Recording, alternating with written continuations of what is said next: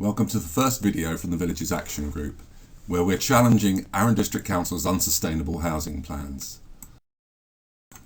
Arun launched its draft local plan last year. It proposed 8,500 new houses in total across the district. That was at a rate of 565 houses per year for 15 years. In the villages of Barnham, Eastergate and Westergate, that meant that there would be 2,230 new houses that would be there to fund an A29 bypass, the road to nowhere. Last year there was a consultation with the people of Arun, and thousands of people campaigned and objected against what Arun were trying to do, but they carried on regardless. And in fact they increased the housing requirement to 580 houses a year. The Villages Action Group challenged that number of 580. We actively support a number much lower but more sustainable at 400 houses per year. The Arun District Council numbers still don't add up, but they're carrying on regardless with their plans. To understand the context for housing in Arun, we need to understand population dynamics. This chart shows the long-term growth in population of Arun from 1800 through to 2011. The latter years of this period, you can see there is some flattening, a reduction in the levels of growth. To measure future housing need, we need to understand the dynamics of population. We need to understand what's going on in birth rates, death rates, the level of in-migration from other areas of the country and from other countries, and out-migration, where people are leaving to go to these other areas. If we add up natural change and net migration, this will give us a population projection. If we look at what's driving the population in Arun, over the last 10 years we can see that in-migration has been positive, but has been dropping from around 2,000 to 2,500 per year down to a level of below 1,000 a year currently. At the same time, natural change, which is always a negative in Arun, as it has been for over 20 years of measurement. At least 500 people more die than are born every year, so natural change is negative and it reduces the effect of the in-migrant population.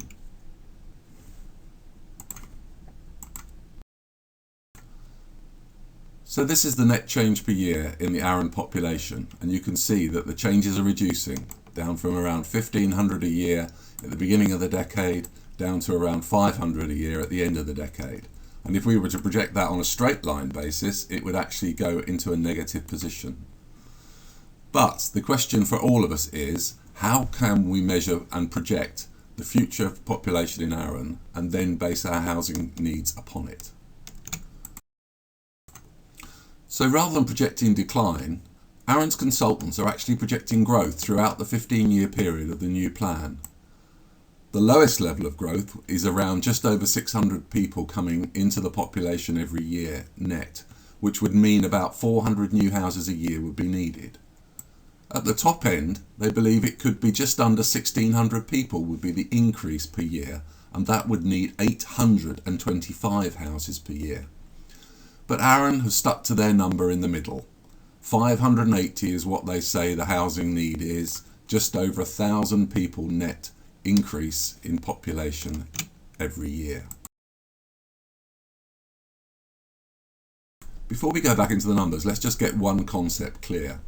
The National Planning Policy Framework that dictates how councils should do their planning demands that all development is sustainable. Development that meets the needs of the present without compromising the ability of future generations to meet their own needs. And for planning, this includes using the absolute minimum of green land and other resources to meet only the real housing needs.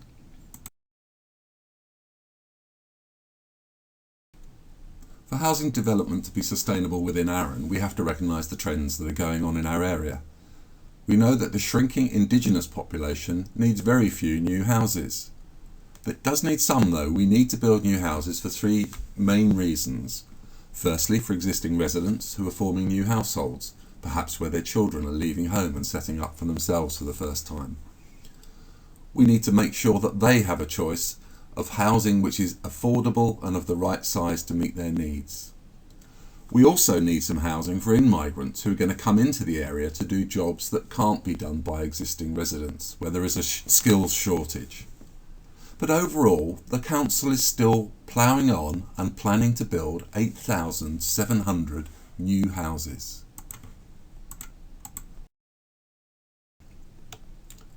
The thousands of new houses that they build would bring in thousands of new workers. But we have to look to see that 8,000 jobs have been lost in Arun in the last 10 years. And that was whilst they had a regeneration agenda. There are now 4,000 people unemployed in Arun. And building houses per se does not create long-term jobs in Arun. It maybe gives us short-term building jobs, but not long-term credible jobs. The new workers will not find jobs in Arun. They will join the 22,000 residents of Arun who out-commute every day. And fundamentally, out-commuting damages sustainability. If we build thousands of houses for in-migrants who work elsewhere, even more people will out-commute, maybe up to 30,000 or more, and that will further damage sustainability. And if we build houses that aren't needed by existing families, that's further damaging the sustainability and the flexibility of the housing market in Arun. So now we can sum up exactly what the planning issues are for Arun. We need jobs for Arun residents before any houses for out-commuters. The residents are the most important group. When Arun has replaced the lost 8,000 jobs and created even more, that might justify some more housing. But we believe that 400 houses per annum, which would not require a new town in Barnham, Eastergate and Westergate, is a prudent, sustainable approach to planning. The Arun principle of 580 houses per year would mean a new town in this area and a new A29 bypass, which we believe is unsustainable planning.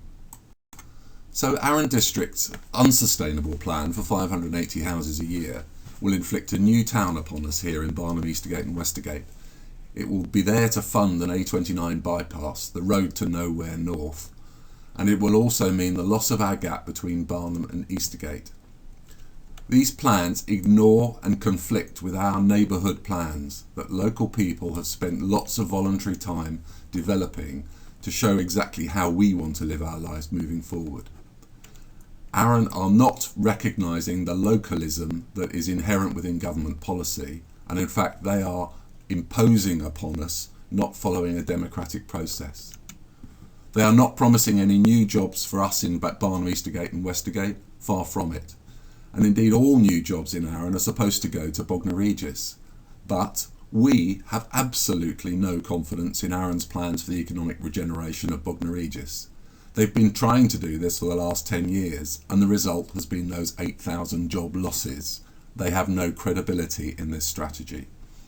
And for their strategy to continue, there will be more and more loss of green fields and threats to our community, and reduced sustainability, which we do not and cannot accept.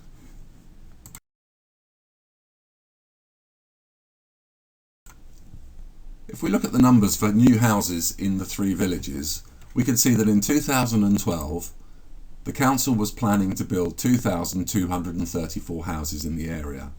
230 in the parishes, which was accepted by everybody, and 2004 in a strategic allocation new garden city, which was totally rejected by the local population. In the 2013 plan, Arun are currently saying that there would be a reduction in that housing number to 2,150, but you have to look elsewhere to find the real situation. If we look in Aldingbourne, for example, currently there are developers with plans to build 347 houses in Aldingbourne parish. There are 359 being built or planned in Barnham and 196 being built or planned in Eastergate. When we also look that the council has a thing called duty to cooperate, where it is talking to Brighton, Lewis, Hove, Worthing, Ada and Chichester about taking housing need from those areas and building it in Arun, you can see there is a risk of at least another 1,800 houses being built in this area, to take the total number up to 4,852, almost as many as the Ford Eco Town, which was turned down by the council years ago. They seem to want to plan to put it here. And meanwhile, they are planning to build absolutely zero houses in lots of other parishes. None in Feltham, not one in Ford, none in Middleton, and in 3 other parishes. And as we speak, new proposals are coming forward for housing in Barnham and Fontwell, which will make the situation even worse. This map shows the hundreds of houses that Arun aren't being open and honest about. There is a swathe of development out to the east of Barnham. Developers are now looking at areas to the north of Barnham to fill in and extend the village.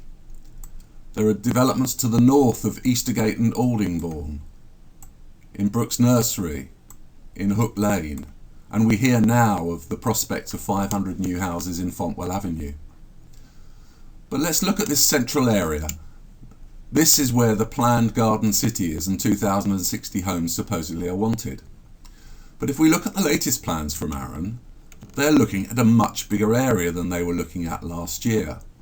They have extended the bottom of the scheme down as far as the Lidsey Bends, looking at more and more green land becoming available for their plans. We don't believe they're going to stop at 2,060 here.